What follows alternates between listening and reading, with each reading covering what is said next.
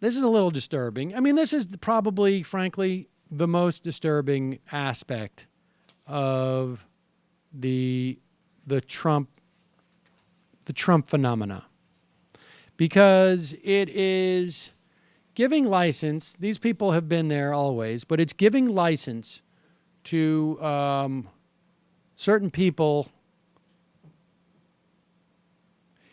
One of the ways that we stop racism long term and misogyny and bigotry of all types is to make it less and less safe places, frankly, for it to be expressed.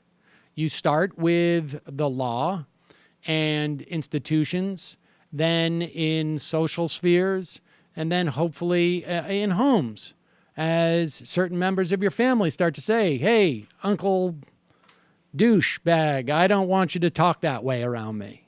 It makes me uncomfortable. And that's the way slowly it dies out, theoretically. And Donald Trump, in some ways, has opened up spheres that we thought it was inappropriate even to express it, even though it was dog whistled before. So at a Virginia rally in Mount Vernon, Virginia, it was in a public high school auditorium, a pre-adolescent boy, which I would assume would be 10 or 11, and his mother were holding signs reading Hillary for Prison 2016. And the boy started to repeatedly yell, "Take the bitch down," about Hillary Clinton, a 10-year-old, 11-year-old boy. The mother at that point said, I think he has a right to say what he wants to. Asked where the boy learned the language he shouted about the Democratic presidential nominee, Miss Kohler, that's the woman's name, replied, Democratic schools.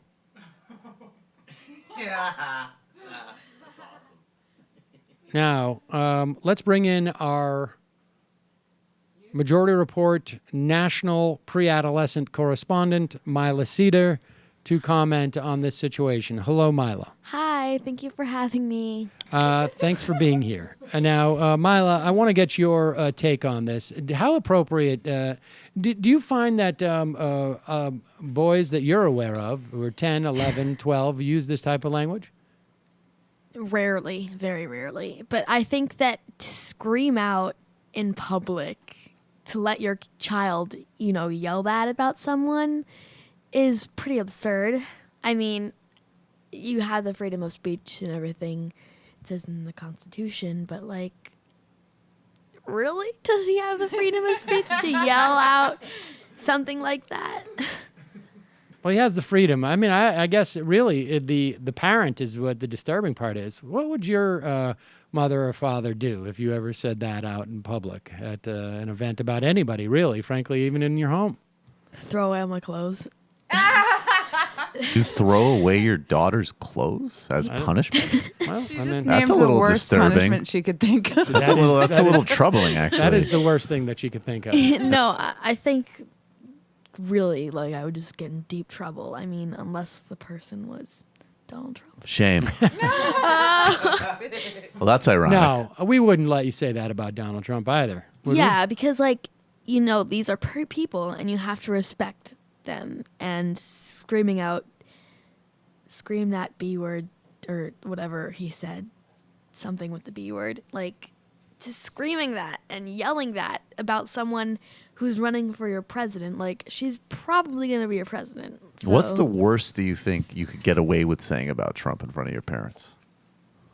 He was an idiot. That's all. Fair probably. enough.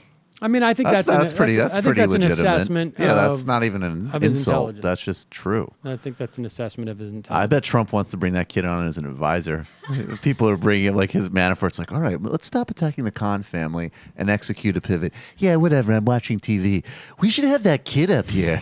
Whatever He's happened to the fantastic. 10-year-old that called Hillary a bitch? I want to know what he thinks about education. Myla, It's my new apprentice. Myla, what would you say to that kid if he was in your class?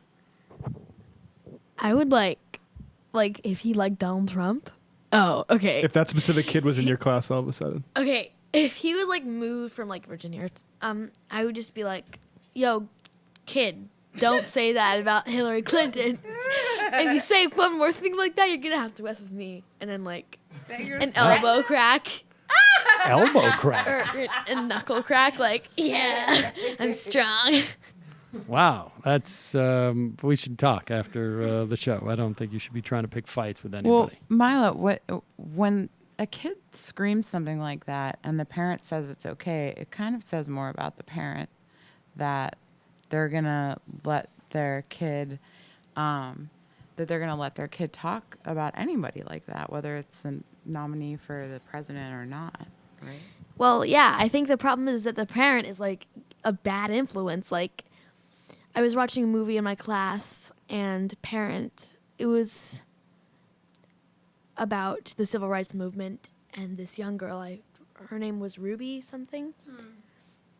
A woman said she would poison her, and then her child was like, okay, I have to do what my mom tells me to do and hate this girl because she's a different skin color than us. So I think that parents really it may be the kid. The kid may be mature enough to, hate Hillary Clinton or dislike her, but if he's mature enough to not have a feeling about politics, he's definitely mature enough to not scream out a bad word like that, because that's just sad. Well, well spoken, Myla. All right, let's I'm move seeing on. a buddy vehicle with Trump and this kid. They could come up with Very nicknames possible. together. I can just imagine like Trump and the kid with like a Trump has a Trump sign. It's like, yeah, in a bus. And then the kid's just like, Hello, you. I'm Sam Seder. Looking for smart progressive talk that is occasionally amusing? Well, subscribe to our YouTube feed. Subscribe to our podcast. Like us on Facebook. And just generally enjoy us.